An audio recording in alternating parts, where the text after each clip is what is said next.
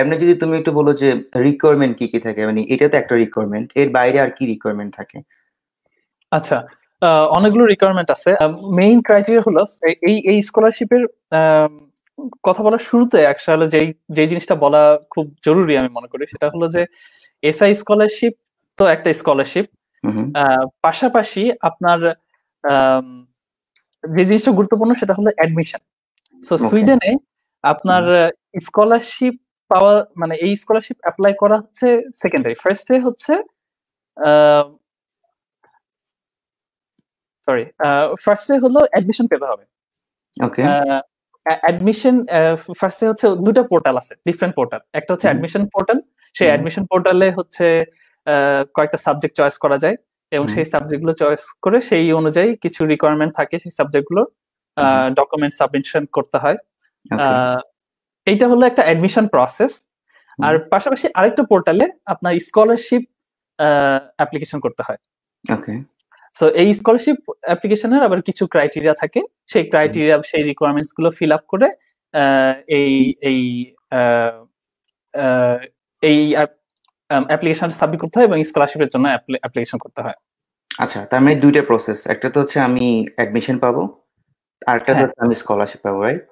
হ্যাঁ, আচ্ছা। হ্যাঁ। ওকে। সো কেউ যদি অ্যাডমিশনই ইন দ্য ফার্স্ট প্লেস না পায়, তাহলে আসলে স্কলারশিপ পাওয়ার আর কোনো সুযোগ থাকে না। ওকে। এবং ইন্টারেস্টিংলি এই দুটো এন্টিটি ডিফারেন্ট। সো অ্যাডমিশনের বিষয়ে ইউনিভার্সিটি আপনাকে অ্যাডমিশন দিবে, বাট সেই জায়গায় স্কলারশিপ অথরিটি, এটা গভর্নমেন্ট অথরিটি, এর কোনো হাত নাই।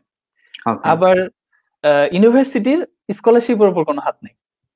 সো ইউনিভার্সিটি আপনাকে অ্যাডমিশন দিতে পারে, বাট ইউনিভার্সিটি আপনাকে স্কলারশিপ পাওয়ার ক্ষেত্রে কোনো হেল্প করতে পারবে না, এবং কোনো ইনফ্লুয়েন্সও করতে পারবে না, ওদের সাথে এদের কোনো কানেকশন নেই।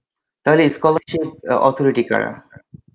স্কলারশিপ অথরিটি হলো গভর্নমেন্ট, যারা স্কলারশিপ দিবে, টাকা দিবে মেইনলি, এবং আপনার যে ফিস গুলো আছে এগুলো পে করবে, এবং অন্যান্য সুযোগ সুবিধাগুলো দিবে। এটা হচ্ছে গভর্নমেন্ট। আচ্ছা, আর এমনি তোমার সো আমার ব্যাপারটা একটু বুঝে বল, লাইক আমার অ্যাডমিশনের যে রিকোয়ারমেন্ট এবং স্কলারশিপের রিকোয়ারমেন্ট, এই দুটো রিকোয়ারমেন্ট কি আলাদা কিনা? In some way yes. যেমন মনে করেন অ্যাডমিশনে ক্রাইটেরিয়া থাকতে পারে যে আপনার সিজিপিএ 3 লাগবে, ক্রাইটেরিয়া থাকতে পারে আপনার একটা রেফারেন্স লেটার জমা দিতে হবে, একটা মোটিভেশন লেটার জমা দিতে হবে। লেটস সে মনে করেন যে ডেভেলপমেন্ট স্টাডিজে যখন আমি অ্যাপ্লাই করব, তখন এরকম কোন ক্রাইটেরিয়া থাকতে পারে যে সোশ্যাল সায়েন্স ব্যাকগ্রাউন্ডের স্টুডেন্টরা এখানে অ্যাপ্লিকেবল, বা সেই রিলেটেড, বা আর্টস এর স্টুডেন্টরা এখানে অ্যাপ্লাই করতে পারবে। এরকম কিছু ক্রাইটেরিয়া অ্যাডমিশনের ক্ষেত্রে থাকবে, which is different than scholarship application criteria. Scholarship অ্যাপ্লিকেশনের ক্রাইটেরিয়া গুলো, মেইন ক্রাইটেরিয়া গুলো হলো যে আপনার 3000 ঘন্টার ওয়ার্ক এক্সপিরিয়েন্স থাকতে হবে, কিছু লিডারশিপ এক্সপিরিয়েন্স থাকতে হবে, আপনার দুটো রেফারেন্স লেটার সাবমিট করা লাগবে, তারপরে হচ্ছে একটা মোটিভেশন লেটার সাবমিট করা লাগবে, এবং হলো যে মোটিভেশন লেটার এবং রেফারেন্স লেটার দুটোতেই আপনার ওরা কিছু কোশ্চেন সেট করে দেয়। হ্যাঁ, ওদের একটা টেমপ্লেটই আছে, ওই টেমপ্লেটে অনুযায়ী আপনার এই কোশ্চেন গুলো অ্যান্সার করতে হবে।